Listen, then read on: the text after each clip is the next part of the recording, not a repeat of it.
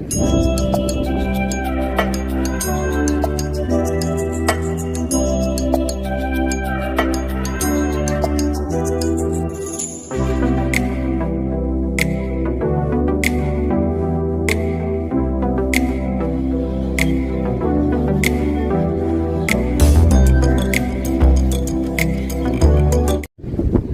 বন্ধুরা, আজকে আরও একটা নতুন ভিডিও নিয়ে চলে এসেছি। আজকে আমরা চলে এসেছি ফারাক্কা ব্যারেজ। আজকে আমরা আপনাদের সামনে তুলে ধরবো ফারাক্কা কনস্ট্রাকশন আপডেট নিয়ে। তো কতটা কাজ হয়েছে এবং কতটা কাজ বাকি আছে, চলো ভিডিওটি শেষ পর্যন্ত দেখতে থাকুন। এই প্রজেক্টটি শুরু হয়েছিল জানুয়ারি মাসে 2019 সালে, তবে 2022-23 সালে কমপ্লিট হওয়ার কথা, তবে এখনও কমপ্লিট হয়নি।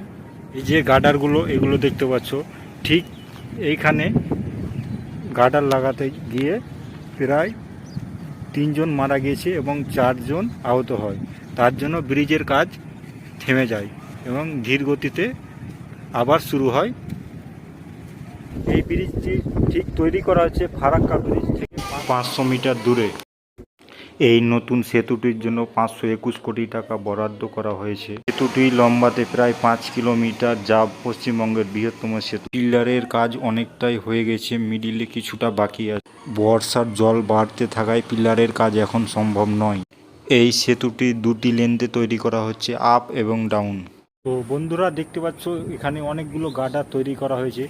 এই গার্ডারগুলোই ফারাক্কা ব্রিজে লাগানো হবে।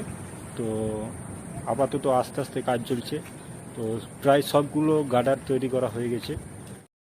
এখানে অনেকগুলো গার্ডার একসাথে রাখা হয়েছে। এই গার্ডারগুলো একসাথে ব্রিজে বসা হবে।